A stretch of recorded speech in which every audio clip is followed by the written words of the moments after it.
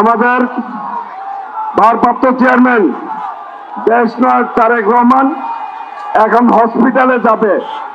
যারা রাস্তায় দাঁড়িয়ে আছেন দয়া করে গাড়িগুলি যাতে যেতে পারে সেই ব্যাপারে আপনাদের সহযোগিতা কামনা করছি। আপনারা সহযোগিতা করলে আমাদের প্রিয় নেতা, আমাদের অভিভাবক ভারপ্রাপ্ত চেয়ারম্যান দেশনায়ক তারেক রহমান, আমাদের নেত্রী দেশনেত্রী বেগম খালেদা জিয়ার হসপিটালে যাবে, এরপরে বাসায় যাবে। আপনারা সর্বোচ্চ সুশৃঙ্খল ভাবে গাড়িটি যেতে দিবেন। ওই শেষবারের মতো বলতে হবে নেতা আছে, সবাইকে হাত তুলে বলতে হবে নেতা আছে, সবাইকে জোরে ধরতে হবে নেতা আছে। ও সেই নেতা তারেক রহমান, তারেক রহমান, তারেক রহমান, তারেক রহমান, তারেক রহমান, তারেক রহমান, তারেক রহমান। এই মঞ্চে কেউ উঠবে না, মঞ্চ ভেঙে যাবে। এই মঞ্চ কেউ উঠবে না, মঞ্চ ভেঙে যাবে। দয়া করে নেমে যান।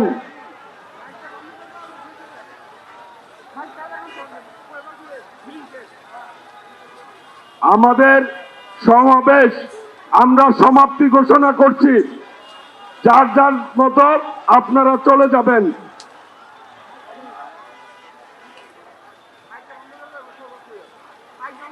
পাচ্ছেন পূর্বাচলে 300 ফিটে যে কৃতজ্ঞতা জ্ঞাপন পূর্বক একটি সমাবেশ ছিল দেশবাসীর প্রতি, দলের নেতা কর্মীদের প্রতি। সেই কৃতজ্ঞতা জ্ঞাপন শেষে সেখানে একটি 15 মিনিটের সংক্ষিপ্ত বক্তব্য দিয়ে তিনি ফিরে যাচ্ছেন তার মায়ের কাছে।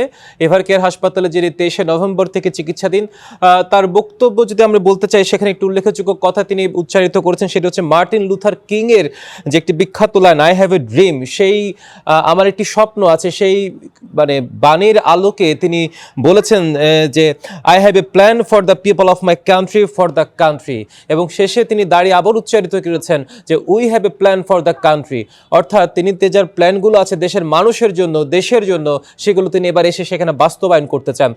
দর্শক, তার ভাষণে তিনি ঠিক 3টা 50 মিনিটে তিনি মঞ্চে উঠেন এবং 3টা 57 মিনিট তিনি বক্তব্য শুরু করেন। এবং শুরুতেই তিনি বলেন যে প্রিয় বাংলাদেশ বলে তিনি সম্বোধন করে উঠেন এবং বলেন যে তিনি তার সঙ্গে বিএনপি নেতারা মঞ্চে রয়েছেন এবং মঞ্চে থেকে যারা নেতাকর্মী আছেন তাদের উদ্দেশ্যে তিনি হাত নাড়েন। মঞ্চে তারেক রহমানকে স্বাগত জানান বিএনপির মহাসচিব মির্জা ফখরুল ইসলাম আলমগীর, যেটা আপনারা দেখেছেন।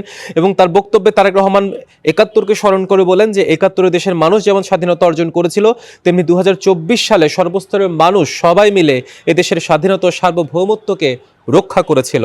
আজ বাংলাদেশের মানুষ কথা বলার অধিকার ফিরে পেতে চায়, তারা তাদের গণতন্ত্রের অধিকার ফিরে পেতে চায় বলেও তিনি তার বক্তব্যে উল্লেখ করেন। তারেক রহমান আরও বলেন যে আমাদের সময় এসেছে এখন সকলে মিলে দেশ গড়ার। এদেশে পাহাড়ের, সমতলের, মুসলমান, হিন্দু, বৌদ্ধ, খ্রিস্টান সবাই আছে, সবাই মিলে নিরাপদ বাংলাদেশ গড়ে তোলাই লক্ষ্য বলে তিনি মন্তব্য করেন। তিনি বলেন যে বাংলাদেশে একজন নারী, পুরুষ, শিশু যেই হোক না কেন নিরাপদে ঘর থেকে বের হলে যেন নিরাপদে ফিরতে পারে, অর্থাৎ নিরাপদ বাংলাদেশ গড়ার প্রত্যয় তিনি ব্যক্ত করেন। এবং এক্ষেত্রে দেশের সব মানুষের, সর্বস্তরের মানুষের, সকল নেতাকর্মী, রাজনৈতিক দলের নেতাকর্মীদের তিনি সহযোগিতা চান। কয়েকদিন আগে তিনি ওসমান হাদির কথা বলে তিনি উল্লেখ করে বলেন যে তিনি শহীদ হয়েছেন। তিনি বলেন ওসমান হাদি চেয়েছিলেন এদেশের মানুষের অর্থনৈতিক অধিকার ফিরে পাক। 71-এ যারা শহীদ হয়েছে, 24-এ যারা শহীদ হয়েছে, তাদের রক্তের ঋণ শোধ করতে হলে প্রত্যাশিত বাংলাদেশ গড়ে তোলারও কথা বলেন তিনি।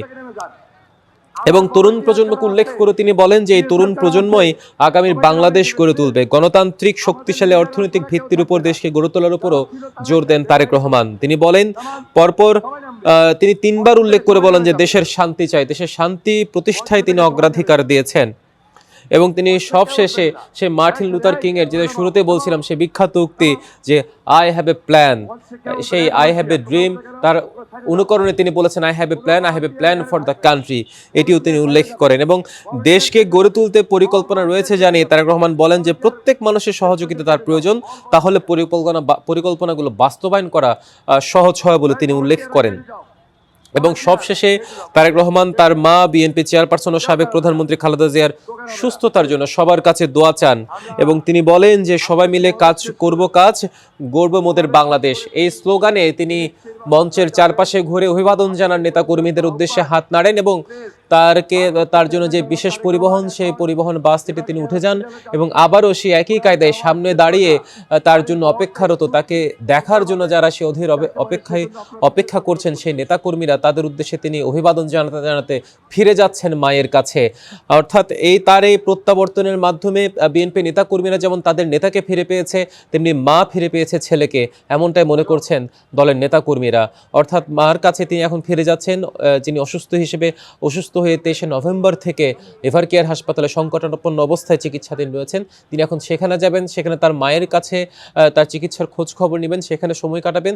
তারপর তিনি সেখান থেকে তার যে 196 গুলশান অ্যাভিনিউ যে বাসভবন তৈরি করা হয়েছে তার এখানে অবস্থান করার জন্য তিনি সেখানে ফিরে যাবেন, যেখানে আগে থেকেই বিমানবন্দর থেকে সেখানে অবস্থান করছেন, পৌঁছে গেছেন ডাক্তার জুবাইদা রহমান তার সহধর্মিনী, তার মেয়ে জাইমা জারনাজ রহমান, তারা সেখানে অবস্থান করছেন।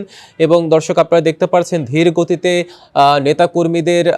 নেতাকর্মীদের অবস্থানের পাশ কাটিয়ে তাদের ভিড় ঠেলে তাদের উৎসুক জনতাকে অভিবাদন জানাতে তারেক রহমানের গাড়িবহর ফিরে যাচ্ছে এভার কেয়ার হাসপাতালের দিকে। আপনারা সেটি দেখতে পাচ্ছেন। দর্শক জানেন যে তার এই আগমনকে ঘিরে, তার এই প্রত্যাবর্তনকে ঘিরে কি পরিমাণ নিশ্চিত নিরাপত্তা ব্যবস্থা নেওয়া হয়েছে বিভিন্ন স্তরের, র্যাব, বিজিবি, সেনাবাহিনী থেকে শুরু করে যৌথ বাহিনী সমন্বয়ে তার জন্য যে বিশেষ নিরাপত্তা বলয় তৈরি করা হয়েছে, সেই বলয়কে সাথে নিয়ে তিনি এভার কেয়ার হাসপাতালের দিকে যাচ্ছেন। তার আবার স্পেশাল ফোর্স রয়েছে সিএসএফ, যেটি চেয়ারম্যান সিকিউরিটি ফোর্স বলা হচ্ছে। সবকিছু মিলিয়ে তার এই প্রত্যাবর্তন ঘিরে তার মঞ্চে বক্তব্যের পর নেতাকর্মীদের মাঝে যে পরিমাণ উচ্ছ্বাস উদ্দীপনা কাজ করছে, আসলে এই উচ্ছ্বাস উদ্দীপনার জন্য তাদের অপেক্ষা ছিল 17 বছরের, তাদের অপেক্ষা ছিল 6314 দিনের। দর্শক আপনারা জানেন যে আমরা যদি একটু পেছনের দিকে যদি তাকাই, সেই 2008 সালের কথা যদি বলতে হয়, আগস্টে তাকে গ্রেপ্তার করা হয় দুর্নীতির মামলায়। সেদিন তাকে মইনুল রোডের বাসা থেকে তাকে গ্রেপ্তার করা হয় এবং 2008 সালে সে তার মামলাগুলো সচল হয়।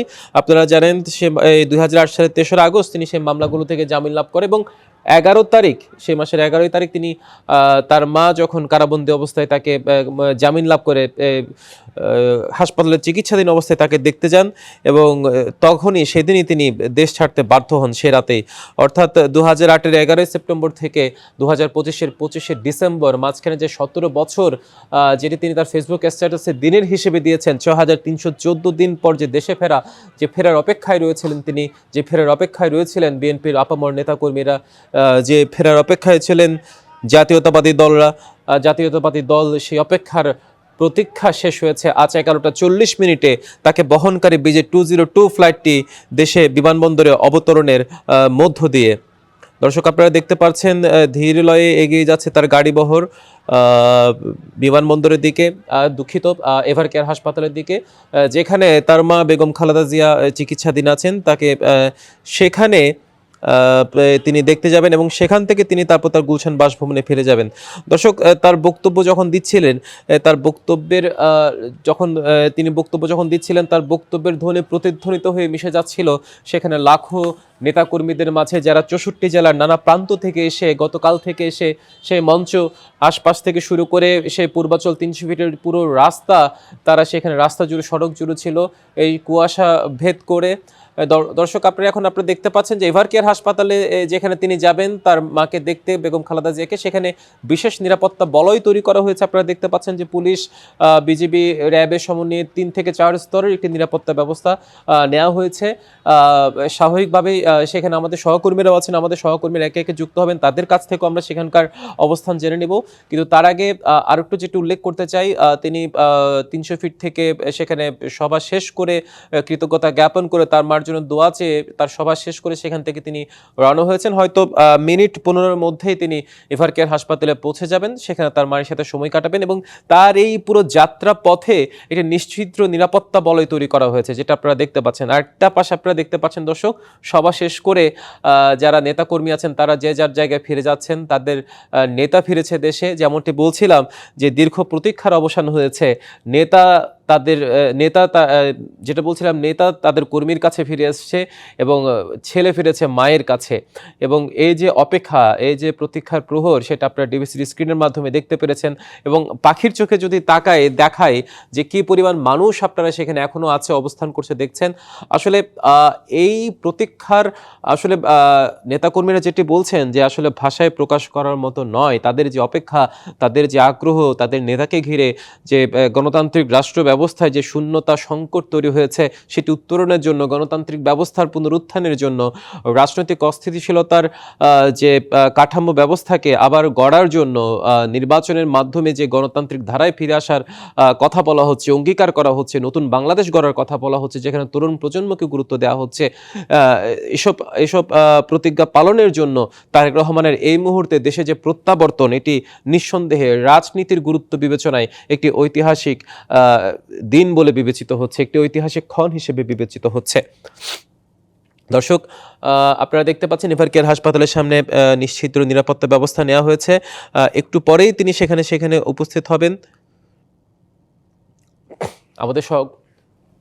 আমাদের সহকর্মীরাও সেখানে আছেন। আপনারা জানেন যে সকাল থেকেই আমাদের সহকর্মী রিফাত তাসনোভা আছেন সেখানে। আমরা তার সাথে সংযোগ যদি করতে পারি, তার মাধ্যমে আমরা এভারকেয়ার হাসপাতালের অবস্থান জেনে নিতে চাই। তাসনোভা, আপনি নিশ্চয়ই শুনতে পাচ্ছেন আমাকে?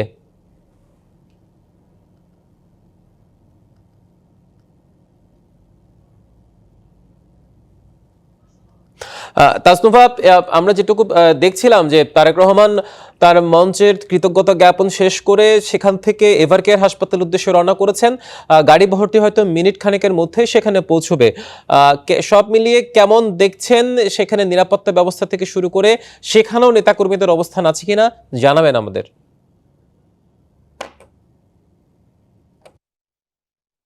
ধন্যবাদ জানাচ্ছি আপনাকে। আসলে আমি শুনছিলাম আপনার কথাগুলো। আপনি যেমনটি বলছিলেন যে প্রিয় নেতাকে এক নজর দেখার জন্য মানুষ কিন্তু হাজার হাজার মানুষ, লাখ লাখ মানুষ কিন্তু এরই মধ্যে ঢাকা শহরে এসেছেন।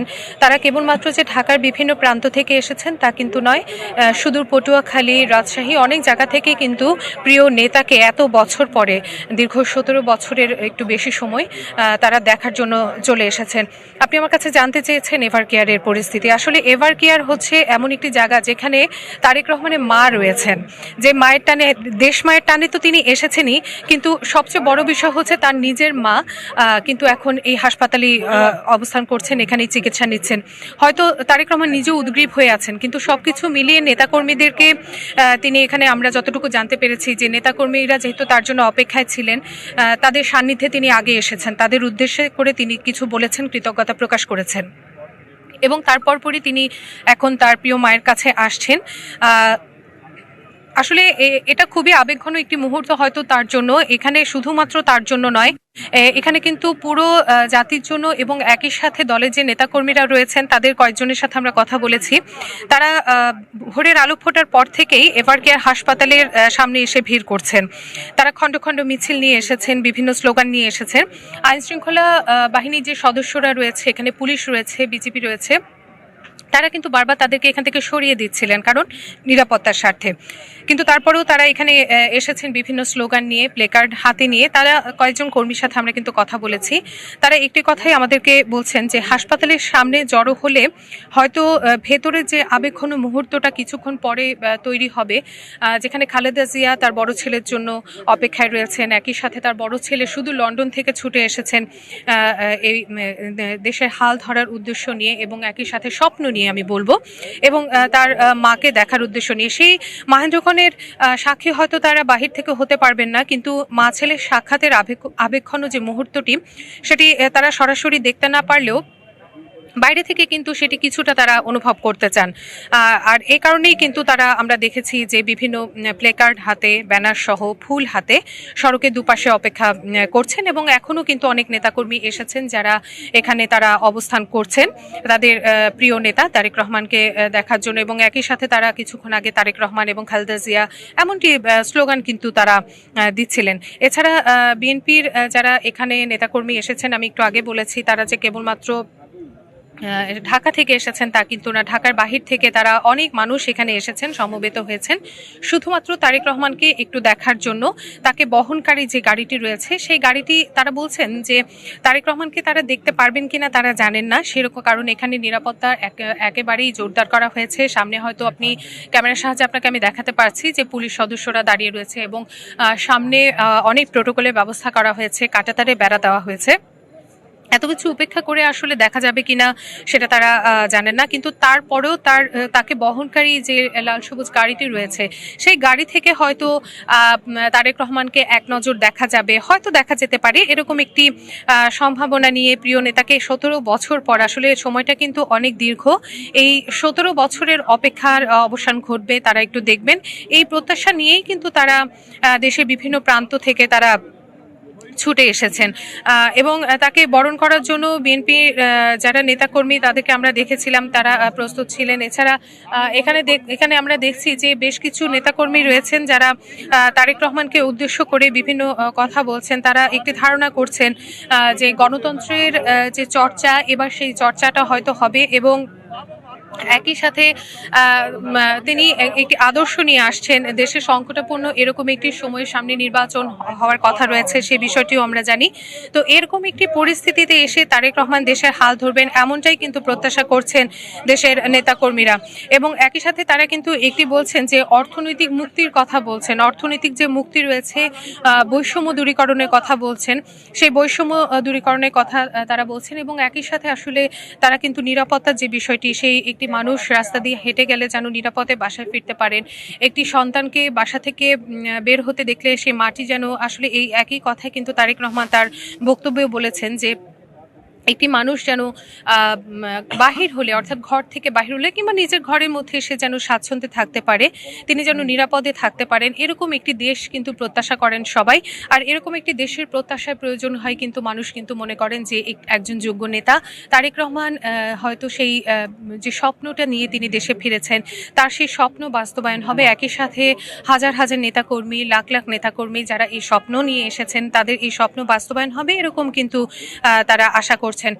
হিমাদ্রি, আপনাকে একটু বলে রাখি যে তারেক রহমান কিন্তু এরই মধ্যে তিনি শেষ করেছেন, তার ভাষণ শেষ করেছেন এবং এভার কেয়ার হাসপাতালের উদ্দেশ্যে তিনি আসছেন এরকম একটি কথা আমরা শুনতে পেরেছি এবং আশা করছি আমার ক্যামেরার সাহায্যে আমরা খুব শিগগিরই আপনাদেরকে দেখাতে পারবো তারেক রহমানকে বহনকারী সেই গাড়িটি এবং গাড়ি বহরটি আসবে এবং তার মাকে দেখার জন্য তিনি এখন আসবেন। এত বড় জার্নি করার পর একটি জনসভায় বক্তৃতা দিয়ে অংশ নেওয়ার পর আবার তিনি এভার কেয়ারে আসবেন। এভার কেয়ারের ভেতরে হয়তো তার মা অপেক্ষমান রয়েছেন এবং একই সাথে অপেক্ষমান রয়েছেন কিন্তু হাজার হাজার লাখো জনতা এভার কেয়ারের বাইরে, তারা কিন্তু অপেক্ষা করছেন।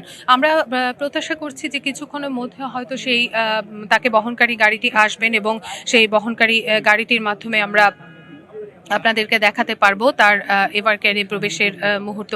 এবং যে কথাটি আসলে কিছুক্ষণ আগেই বলছিলাম যে হয়তো যে আবেগঘন মুহূর্তটি, তার মাকে স্পর্শ করার যে মুহূর্তটি, তার মায়ের মাথা ছুঁয়ে দেওয়ার, আপনি একটি কথা আসলে সেইটি হয়তো সাধারণ মানুষকে আমরা দেখাতে পারবো না বা সাধারণ মানুষকে সেটি আমাদের ক্যামেরার সাহায্যে দেখতে পারবে না, কিন্তু একটি বিষয় কিন্তু আপনাকে বলতে পারি যে এখান থেকে বাহির থেকে যে আবেগটি, সেই আবেগটি কিন্তু মানুষ বুঝতে পারবেন বা সেই আবেগটি তারা অনুভব করতে পারবেন। আর এই প্রত্যাশা নিয়েই কিন্তু এখানে অনেক মানুষ চলে এসেছেন এবং তারা অত্যন্ত, আমি যদি বলি যে এখানে কোনো বিশৃঙ্খলা নেই, হ্যাঁ এখানে কোনো বিশৃঙ্খলা নেই, তারা অত্যন্ত শান্তভাবে অপেক্ষা করছেন, অত্যন্ত ঠান্ডাভাবে তারা এখানে অপেক্ষা করছেন। এরকম দৃশ্য কিন্তু আসলে আমাদের জন্য এরকম একটি দৃশ্য প্রত্যাশা যে প্রত্যেকটি মানুষ অধীর আগ্রহে বসে রয়েছেন। আমরা এখানে জানি যে অনেকে এসেছেন, আমরা যদি দুই একজনের সাথে একটু কথা বলি, তারেক রহমান এখানে আসার আগে একটু কথা বলতে চাই। আপনি এখানে এসেছেন প্রিয় নেতাকে দেখার জন্য, কেমন লাগছে? In fact, I'm so happy, so happy. I was eagerly and still eagerly waiting for him, and I think yeah, we need a fair election. So, and he is the correct person to give us a real democracy, and we are waiting for him, eagerly waiting for him. Thank you. ধন্যবাদ জানাচ্ছি। আমি একটু আপনার সাথে কথা বলবো। আপনি সুদূর কোথা থেকে এসেছেন একটু বলবেন। আমরা জানি ঢাকার বাহির থেকে এসেছেন এবং অনেকক্ষণ ধরে আপনি অপেক্ষা করছেন, আমরা দেখছিলাম। আপনার উদ্দেশ্যটা কি? প্রিয় নেতাকে একটু দেখবেন, এই প্রত্যাশাই তো করছেন, আর তার কাছে কি চাইছেন আপনারা? প্রিয় নেতাকে দেখার জন্য আসছি পটুয়াখালী বাউফল উপজেলা থেকে। বাউফলে জনাব শহীদুল আলম তালুকদারের নেতৃত্বে আমরা হাজার হাজার জনগণই ঢাকায় আসছি। প্রিয় নেতা দীর্ঘদিন পরে বাংলাদেশে আসছে, এটা আমাদের সকলেরই খুব আনন্দ লাগতেছে, আর এটাই। আরো অনেকেই আসলে বলতে চাচ্ছেন অনেক কথা, তারা তাদের মনের কথা, তাদের আবেগের কথা প্রকাশ করতে চাচ্ছেন। দীর্ঘ 17 বছর পর প্রিয় নেতাকে দেখছেন, কেমন লাগছে এবং তাকে এক নজর দেখার জন্য এখানে এসেছেন। তিনি তার মার সাথে দেখা করতে এসেছেন, আপনি এসেছেন এখানে সেই হয়তো আবেগঘন মুহূর্তটিকে একটু সাক্ষী হওয়ার জন্য, এখানে একটু অংশগ্রহণ করার জন্য। কখন এসেছেন আপনি এখানে? আমি সর্বদক্ষিণের জেলা বরগুনা থেকে আসছি আমাদের প্রিয় নেতা জনাব তারেক রহমানকে এক নজর দেখার জন্য। আমি গতকাল রাত্রে এখানে আসছি, সেখান থেকে অপেক্ষা করতেছি তাকে দেখার জন্য। 300 ফিটে আমি গেছিলাম, সেখানে জায়গা পাইনি বিধে এখানে চলে আসছি। শুধুমাত্র আমাদের তারুণ্যের অহংকার, আমাদের প্রিয় নেতা, আমাদের বাংলাদেশের কোটি কোটি মানুষের নেতা, আমাদের জনপ্রিয় নেতা জনাব তারেক রহমানকে একটিবার দেখার জন্য। আমরা তার কাছে আমাদের একটি চাওয়া যে তার নেতৃত্বে আমাদের যে বাংলাদেশ ঘুরে দাঁড়িয়েছে, এই বাংলাদেশে তার নেতৃত্বেই আমরা আবার বাংলাদেশের স্বাধীনতার যে সার্বভৌমত্ব রক্ষা করতে চাই, এবং বাংলাদেশে যে এখন বর্তমানে বিশৃঙ্খলা তৈরি হয়েছে, এই বিশৃঙ্খলা তার নেতৃত্বেই আমরা সমাধান করে একটা শান্তিপূর্ণ বাংলাদেশে আগমন করতে চাই। অনেক প্রত্যাশা নেতার প্রতি আপনাদের, আমরাও প্রত্যাশা করছি প্রিয় নেতা হয়তো সেই প্রত্যাশা পূরণ করতে পারবেন। আমরা একটু আরেকজনের সাথে কথা বলি। আপনি কোথা থেকে এসেছেন? তারেক রহমানকে হয়তো এখান থেকে আপনি এক নজর দেখতেও পারেন, নাও দেখতে পারেন, আপনি এখনো কিন্তু সেটা শিওর না, কিন্তু তারপরেও আপনি এসেছেন প্রিয় নেতাকে এক নজর দেখতে পাবেন এই প্রত্যাশা নিয়ে। নেতার কাছে আপনার প্রত্যাশা কি? আপনি আমাদের মাধ্যমে কি বার্তা পৌঁছাতে চান তার কাছে? আমি কালকে মাদারপুর থেকে, আমি অসুস্থ, তারপর মাদারপুর জেলা থেকে আসছি যুবদলের। আমার নেতার কাছে আমাদের আশা আকাঙ্ক্ষা যে ভবিষ্যতে সুন্দর একটা পরিবেশ এবং সুন্দর একটি বাংলাদেশ গড়বে। শহীদ প্রেসিডেন্ট জিয়াউর রহমান যে 19 দফা ছিল সেটা সে বাস্তবায়ন করতে পারে নাই, তার ছেলে তারেক রহমান সেই বাস্তবায়ন করবে, এটাই আমাদের তার কাছে আকাঙ্ক্ষা। ধন্যবাদ। আমরা একটু আরেকজনের সাথে কথা বলি, আরেকজনকে দেখতে পাচ্ছি। হ্যাঁ, আপনি কোথা থেকে এসেছেন? আমি বরগুনা থেকে আসছি। কালকের 300 ফিট গেছিলাম, সেখানে দেখা হওয়ার সুযোগ হয় নাই। বরগুনা থেকে অনেক দিন ধরে আসছি, দীর্ঘ প্রতীক্ষার পর একটু অপেক্ষায় আছি যে নেতা আসবে। তার কাছে একটাই নিবেদন যে বাংলাদেশকে একটা নতুন অধ্যায় নিয়ে যাবে এবং একটা সুন্দর বাংলাদেশ গড়বে, সেই প্রত্যাশায় তার প্রতি একটা আবেদন। ধন্যবাদ জানাচ্ছি। আসলে যেমনটি শুনছিলেন, আমরা অনেকজনের সাথে কথা বললাম যারা আসলে সুদূর বরগুনা থেকে এসেছেন, পটুয়াখালী থেকে এসেছেন এবং দেশের বিভিন্ন প্রান্ত থেকে এসেছেন। তারা যেমনটি বলছেন যে গতকাল থেকে এই কনকনে ঠান্ডার মধ্যে তারা 300 ফিটে গিয়ে বসেছিলেন, যে আজকে সেখানে তারেক রহমান আসবেন, তারা একটু কথা বলবেন, তারা একটু দেখবেন তাদের প্রিয় নেতাকে, কিন্তু সেখানে তাদের সুযোগ হয়নি। তাই তারা আবার ছুটে এসেছেন কিন্তু রাজধানীর এভার কেয়ারে, এবং এভার কেয়ারে ছুটে এসেছেন তারা তাদের প্রিয় নেতাকে যদি এক ঝলক দেখতে পারেন তাহলে সেটাই হবে তাদের সাফল্য, এমনটি কিন্তু তারা বলছেন। এবং একই সাথে তাদের আমরা একটু বলে রাখি যে তারেক রহমানের প্রতি কিন্তু মানুষের অনেক প্রত্যাশা রয়েছে। তিনি দেশে এসেছেন, তার মাতৃভূমিতে তিনি ফিরে এসেছেন, এবং আমরা একটি কথা আসলে না বললেই নয়, মাতৃভূমিতে ঢোকার পরপরই মাতৃভূমির মাটি তিনি যেভাবে শ্রদ্ধার সাথে ছুঁয়েছেন, সেই জিনিসটি আসলে একজন নেতার কাছে শিক্ষণীয় বলেই কিন্তু সকলে বলছেন, এখানে যারা এসেছেন তারা বলেছেন। হিমাদ্রি, এখানকার আইন শৃঙ্খলা পরিস্থিতির কথা আমরা একটু বলি। যতই সময় ঘনিয়ে আসছে, সকাল থেকে তো দলে দলে নেতাকর্মীরা এখানে এসেছেনই, কিন্তু যতই সময় ঘনিয়ে আসছে এই এলাকার অর্থাৎ বসুন্ধরা আবাসিক এলাকার বিভিন্ন গেট, বিশেষ করে এভার কেয়ারের দিক থেকে যে গেটটি রয়েছে এবং যে পথ দিয়ে আসলে তারেক রহমান তিনি এভারকেয়ার হাসপাতালে প্রবেশ করবেন।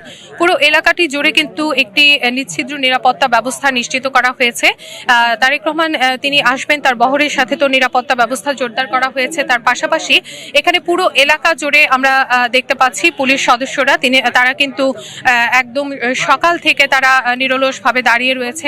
কোনো রকমের অপ্রীতিকর পরিস্থিতি যেন সম্মুখীন না হয়, কোনো রকমের সেই বিষয়গুলো কিন্তু তারা সব দিক দিয়ে খেয়াল রাখছেন।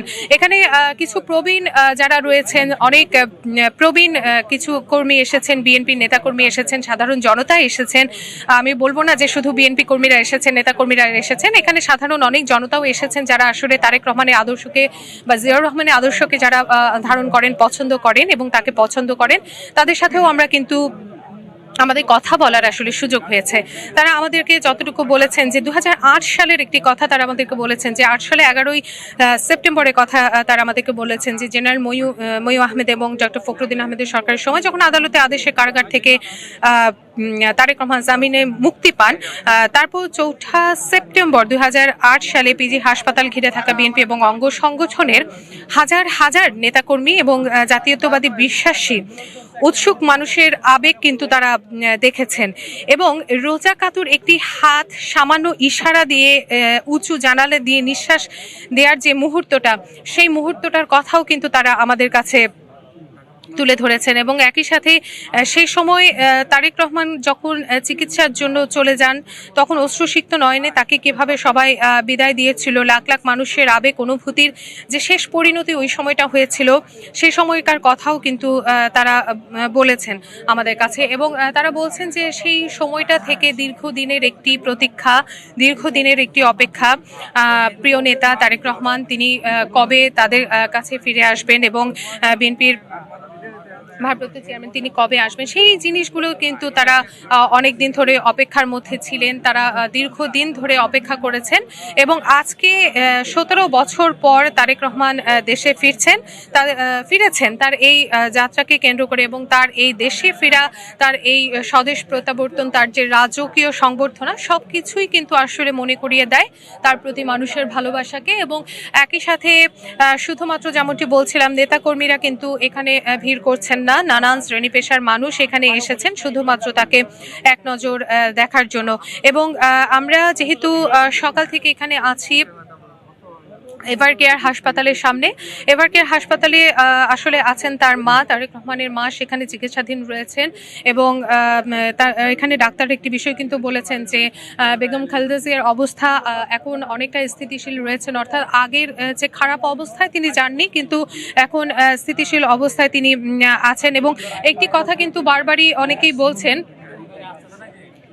একটি কথা কিন্তু বারবারই বলা হচ্ছে যে মানুষের মানসিক শান্তি কিন্তু সবচেয়ে বড় শান্তি। তাই ছেলেকে পেয়ে, ছেলেকে দেখে তিনি সুস্থ হয়ে উঠবেন বা তিনি অনেকটাই সুস্থ বোধ করবেন, সেই বিষয়টি কিন্তু বারবার প্রত্যাশা করছেন অনেকে। হিমাদ্রি, আপনি দেখতে পাচ্ছেন এখানে কিন্তু বেশ কয়েকটি গাড়ি কিন্তু আমরা দেখতে পাচ্ছি, যে গাড়িগুলো টহল দিচ্ছে এবং নিরাপত্তার স্বার্থেই এই গাড়িগুলো এখানে টহল দিচ্ছে, যেখানে আসলে আমরা দেখতে পাচ্ছি যে পুলিশ সদস্যরা রয়েছেন এবং বিজেপি সদস্যরাও রয়েছেন এবং সকাল থেকে তারা এই দায়িত্বটি পালন করে যাচ্ছেন। দীর্ঘ 17 বছরের অপেক্ষার পরে আমরা যদি বলি যে আজকে সকাল 9:56 তারেক রহমানকে বহনকারী বাংলাদেশ বিমানের যে ফ্লাইটটি রয়েছে সেটি সিলেট ওসমানী আন্তর্জাতিক বিমানবন্দরে পৌঁছায়। বিমানবন্দরে পৌঁছানোর সিলেট ওসমানী বিমানবন্দরে যখন তাকে বহনকারী প্লেনটি পৌঁছায়, তারপর থেকে আসলে সিলেটের মানুষরা হয়তো তাকে পেয়েছেন ওই সময়, কিন্তু ঢাকায় যারা রয়েছেন তারা কিন্তু অধীর আগ্রহে বসেছিলেন যে সিলেট থেকে সেই বিমানটি কখন উড়ে আসবে এবং ঢাকার মাটি ছুঁবে। এবং তাদের সব যে অপেক্ষা, সেই অপেক্ষাকে সেই অপেক্ষার প্রহরকে শেষ করে 11:11 দিকে তারেক রহমানকে বহনকারী বিমানটি ঢাকার উদ্দেশ্যে রওনা দেয়।